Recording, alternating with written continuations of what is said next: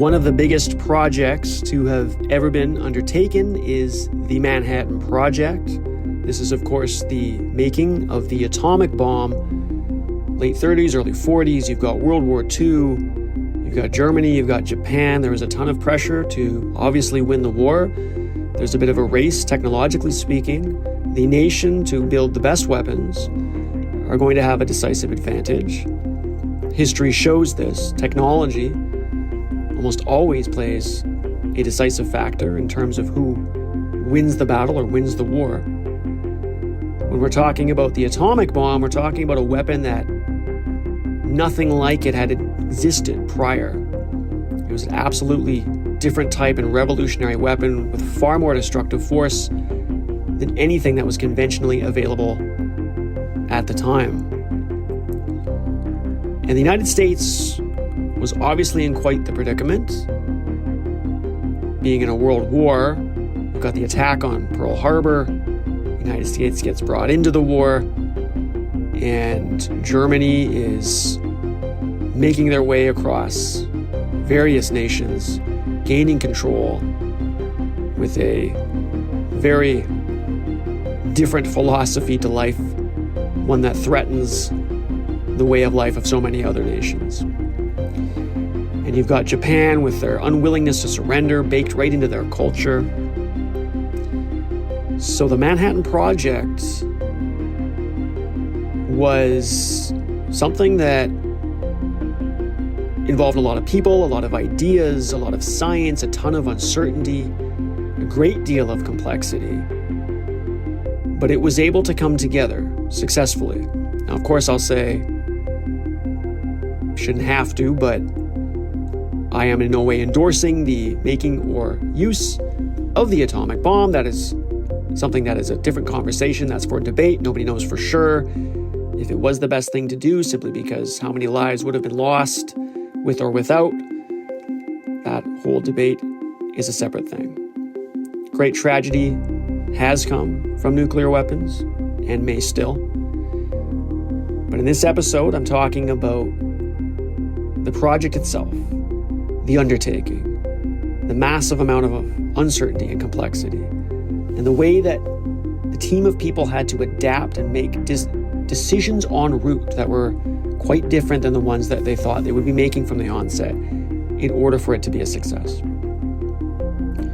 So in that example, we can begin with kind of where this all started. You've got the 30s, the Solvay conferences, quantum mechanics, absolutely revolutionizing physics and our understanding of matter at a small scale.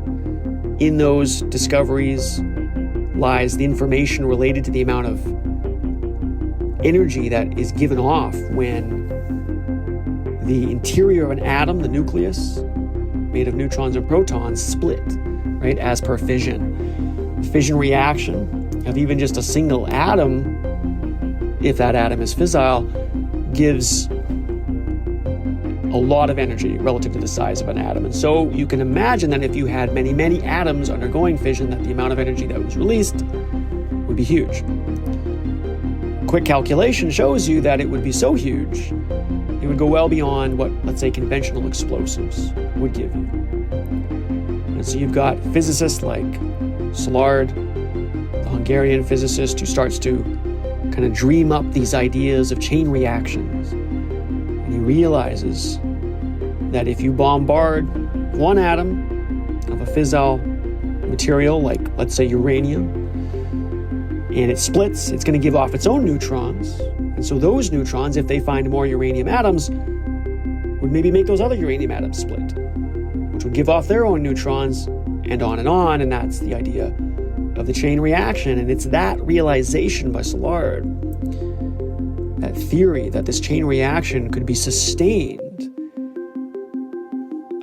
that leads to this idea that this can either be used to create a weapon of really unimaginable power and or harness energy to such an extent that it could maybe save humanity, because obviously humanity and their economy depends on the production of energy. It all begins by digging a bunch of rock out of the ground. That rock has to contain uranium, at least in this example. Uranium is fissile. It's able to split, or at least one of its isotopes has a preponderance to do so. You've got different isotopes of uranium. They're still uranium, they're the same atom, but they're a little bit different in mass because of the neutron and proton count. Well, the neutron count in the nucleus is different between the two versions of uranium. The uranium-235 is the one that'll break apart if you smash it with neutrons. The uranium-238 tends to just kind of capture them. So the idea is if you could purify the uranium-235 in the raw ore, then you would be able to have this substance that not only undergoes fission, you take a neutron gun or something and you fire neutrons at it and undergoes fission, but if it was pure enough, it just might keep going. It might undergo a chain reaction. Fission leading fission to leading to fission, leading to fission, leading to fission. And if you have enough of that uranium available, with enough purity and at a good enough density, something called critical mass, then in a bomb, this thing would just absolutely go off. Or if it was sustained over time, then it could be used to generate, let's say, electricity by using the heat that comes off the reaction. But you got to get at the stuff first. And so there's all kinds of chemistry that has been developed during that time related to uranium itself to try to find a way to get at the uranium-235 and purify it. And also to do transmutation, which is if you, instead of the 235, you go for the uranium-238, you can fire neutrons at it and actually get it to produce a byproduct called plutonium. That's another fissile material. So early on in the project, as these realizations are starting to become apparent, that there are fissile materials, certain atoms on the periodic table, or soon to be on the periodic table, can undergo fission, they can release a ton of energy, and they might just sustain a chain reaction where you could just harness the fission byproduct of trillions and trillions of atoms all at once. Szilard has the ideas of the chain reaction. You've got Glenn Seaborg, the chemist, who's just developing with his team all these techniques for transmutation to get uranium ore basically into plutonium. And early on, there seems to be two directions that one could take, or the team could take to develop a weapon of unimaginable power. Now, keep in mind, these are the physicists and chemists in the United States.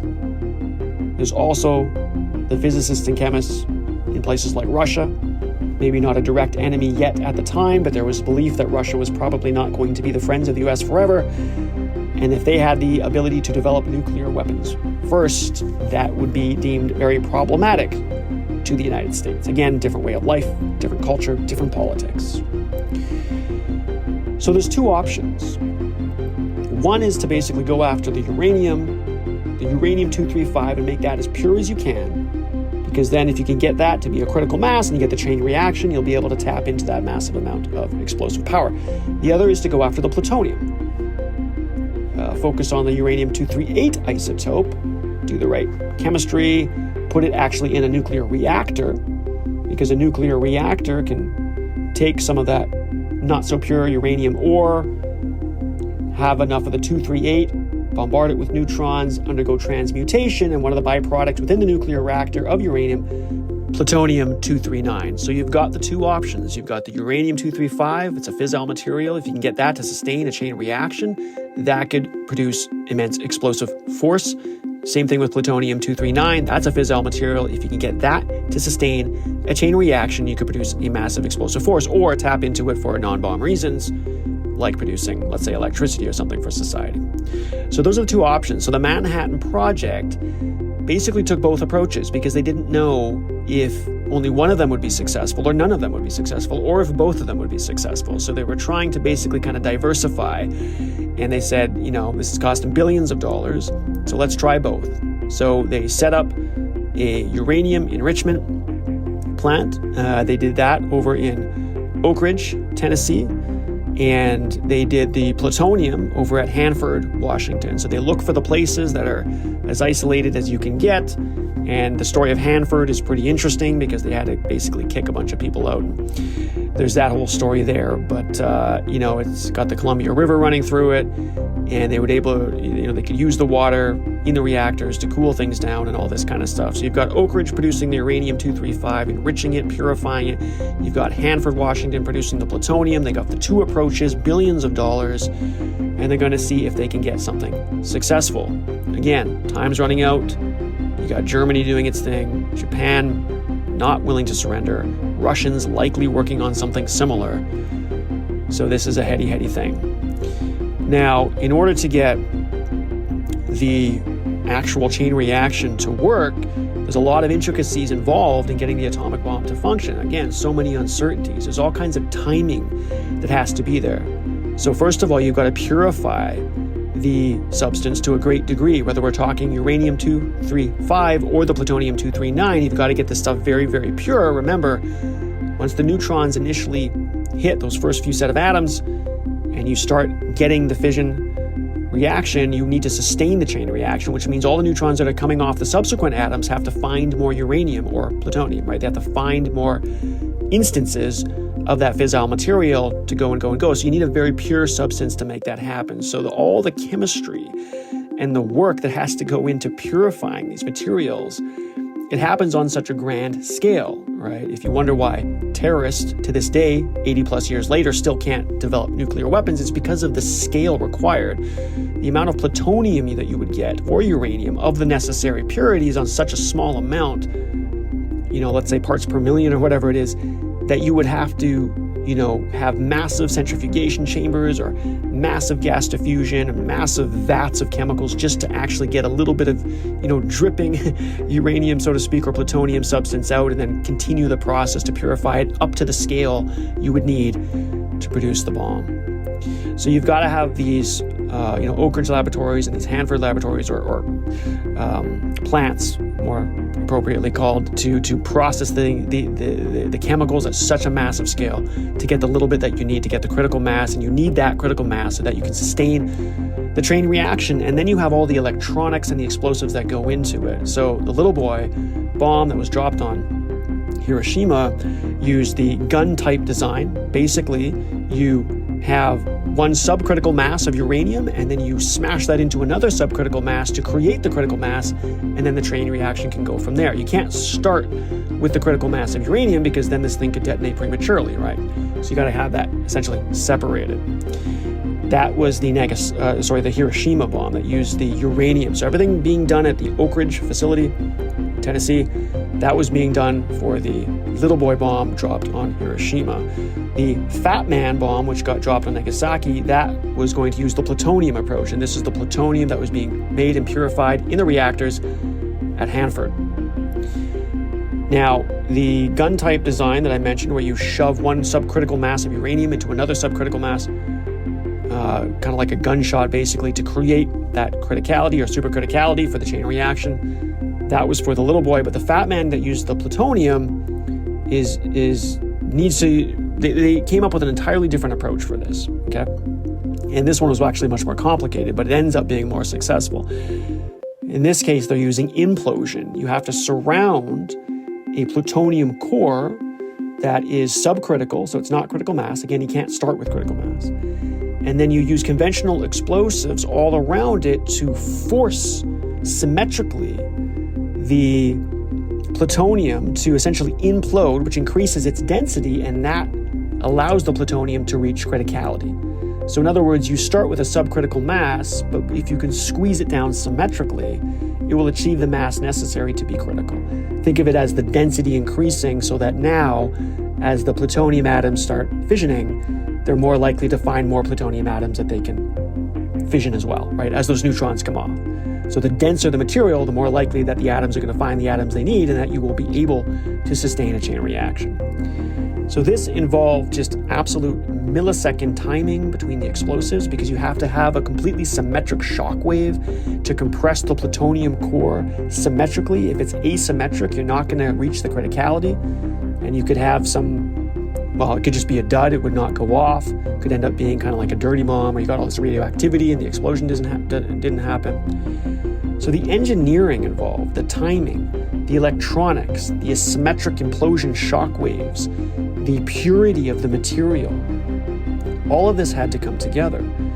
And it gets right into the intricacies of the science, because when you first produce the neutrons in the fission reactions, they come off too quickly, actually. They have a lot of kinetic energy, and if you were to just use those fast-moving neutrons, the chain reaction wouldn't occur, because you'd get the uranium, let's say we're talking about the uranium bomb, the uranium-238 would end up just kind of capturing those fast-moving neutrons, and they wouldn't be slow enough for the uranium-235 to do what it needs to do. So anyway, you have to find a way to slow down the neutrons to get this thing to work. So then they use moderators. This is like deuterium or deuterium oxide. So they sometimes call this heavy water. So you use water that has basically an isotope of hydrogen in it, so it's a little bit heavier. And because it's heavier, it will help absorb some of those fast-moving neutrons. It has a way of slowing the majority of those neutrons down. And if you can moderate or slow down those neutrons, then they're more likely to get captured by the uranium-235 instead of the uranium-238. And so you have a better chance of sustaining the chain reaction. So you've got moderators to slow down the neutrons. You've got explosives surrounding the core. You've got the need for symmetric shock waves to compress it, increase the density, hit criticality, so that those neutrons can find all the atoms they need to eventually set it off. So anyway, there's a lot going on here. Really, really intricate, specific timing and engineering and mathematics and chemistry and physics to make these things work. Okay? Especially in the case of the Fat Man Nagasaki bomb, which was leveraging the plutonium, because that was the implosion where you had to have all these, conventional explosives surrounding it and have the symmetric shock wave. But in both cases, it's still quite intricate and difficult. So that's the story of the Manhattan Project, and of course, both were actually successful, right? Little Boy was dropped on Hiroshima, Fat Man was dropped on Nagasaki, and both were quote-unquote successfully, right, detonated to the evidence that we now have. And of course, the absolute destructive power of these bombs, it changed the world forever. We now, for the first time since then, we being humanity, have the ability to quite literally destroy civilization. And the power of the bombs that were dropped on Hiroshima and Nagasaki pale in comparison to what we have now. We can now make hydrogen bombs, thermonuclear weapons, which instead of leveraging fission, actually leverage fusion, which is essentially the engine of the sun, right? What goes on inside the sun. And the amount of energy released in fusion is far greater than that in fission. So now there are, ICBMs with warheads that have nuclear destructive power thousands of times, or at least 1,000 times greater than the destructive force on what was dropped on Nagasaki or Hiroshima. You actually use in the core of a thermonuclear weapon a regular fission bomb, like the ones we've been talking about, just to ignite it. And then that igniting atomic bomb compresses the hydrogen in the hydrogen bomb, and then you're able to tap into the nuclear force, the strong nuclear force that's at the heart of the fusion reaction. And so you start getting hundreds or if not thousands of those going around the planet, you can literally wipe out humanity.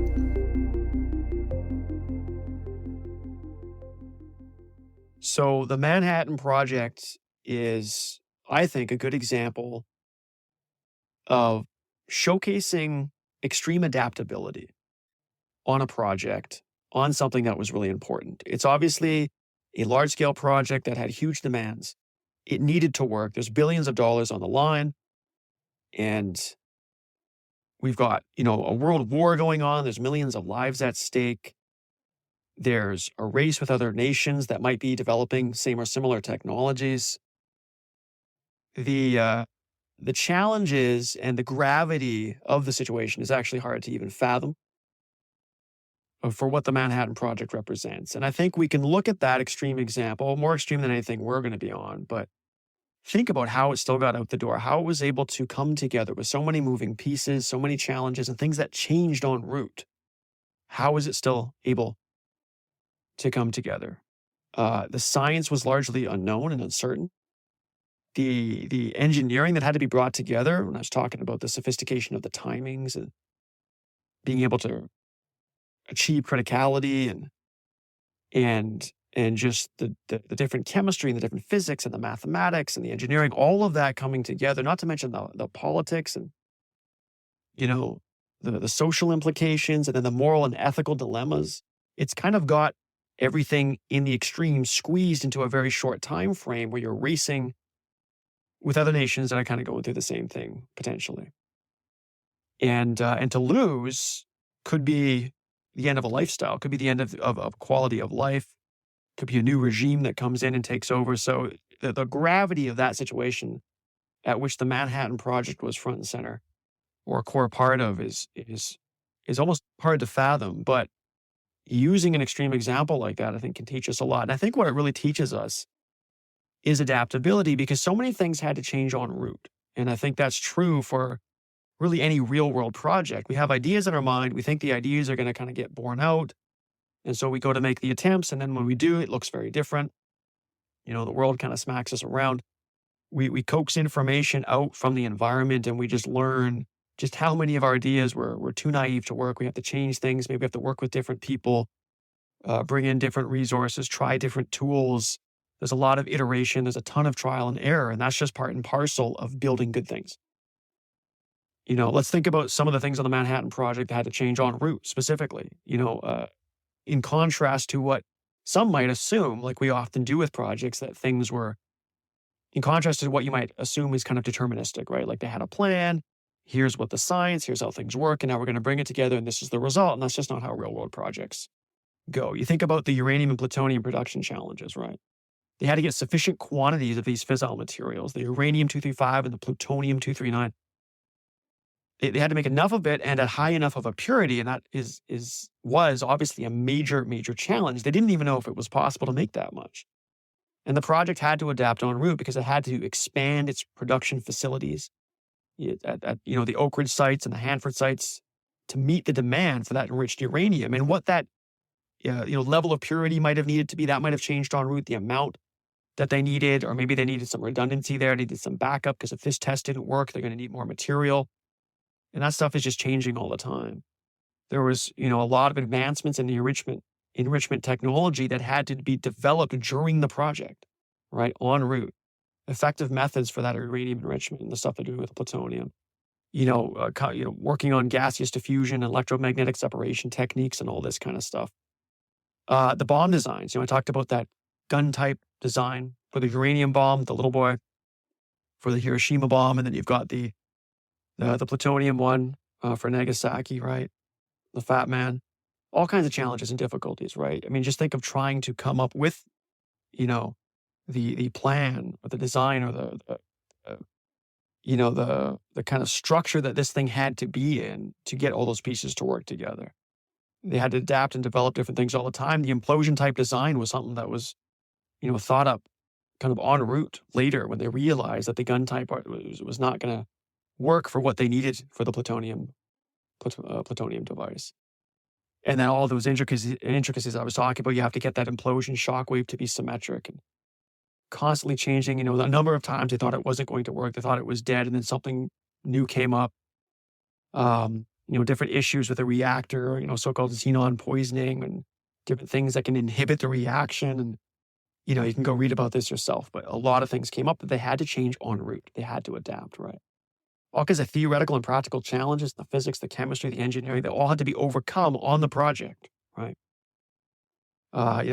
It's not like they went in with a thorough understanding of complex nuclear reactions. I mean, that was very new at the time, and there was a ton that was unknown. How to design the reliable detonators. They had to shape the conventional explosives a certain way so the shock wave would come in a certain fashion. Just, they had to coordinate and integrate all these different efforts together, right? You think of any big project, we got a number of different companies or a number of different people and they all have to come together as a synthesis. And there's no way to know what that's going to look like up front, right? You had all these different sites on the Manhattan Project, thousands of different scientists, engineers, and workers. You think about the Hanford site, which basically became its own city. And they had just tens of thousands of workers, and they had to be fed, and they had to be entertained, and they had to provide basically the things that are available in the city, and they had to be tested on a regular basis for radiation levels, and on and on. So you think about the project leadership that had to be in place there. Obviously, Robert Oppenheimer played a major key role, as well as others. And then think about the secrecy and the security. You'd have to maintain an intense level of secrecy on the project, right? It was so vital. And more to the point, those security measures had to be adapted continuously, right? Things are changing. What if there's, I don't know, a mole or somebody in that's trying to leak secrets? And I think it was later found that, some people were obviously trying to do this, which should be no surprise, whether that was Russians or Germans, Japanese, whatever, right? And so people had to use aliases to get into Hanford, and they could barely even talk to their family members about things. And the testing just required all kinds of iteration, right? You had the first successful test for the atomic bomb that was codenamed Trinity. But prior to this, there were all kinds of challenges in kind of small scale testing and verifying the effectiveness of all the different parts of the bomb design and things like this. And of course, that iteration provided that crucial data to validate what was going to be, hopefully, and in hindsight was, the bomb's successful performance. So again, it's, we're kind of told this is how projects work, and here's the pieces, and here's the designs, and here's what's goes into it as though it's all very deterministic. But in reality, it's highly non-deterministic. It's highly non-linear. It's the solution that you get is going to look probably a lot different than your ideas. It'll look maybe the same at the highest level, but it's going to look very, very different. And you got to understand that, and you have to embrace that, because in that uncertainty is the information you need. You got to poke nature enough times, iterate enough times to get what you need so that the solution emerges, right? It's an emergent thing. It's not coming directly from the pieces that you put together. Somehow those pieces are going to work together to get what you need. There's no way to know that up front.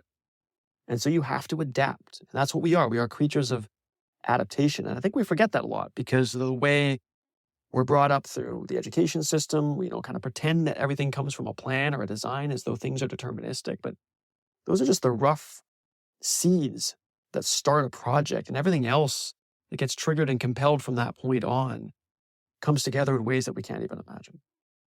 And so I think we have to remember when we take on big projects, especially that have, maybe they're tight deadlines or a lot of stressors or whatever the version of complexity is, and there's probably going to be quite a few of them in any given non-trivial, decent-sized, worthwhile project, is that kind of approach of here's a plan and here's a design and here's how it's going to go is just not really the way it's going to go, right? It's going to have a lot of surprise. You got to adapt. You got to pivot as you go.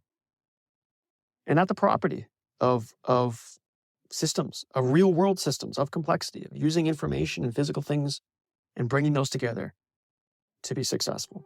We are creatures of adaptation. We're really good at adapting. We're good at dealing in uncertain situations. It makes us uncomfortable, but only because it kind of exists in contrast to the way we're kind of brought up, right?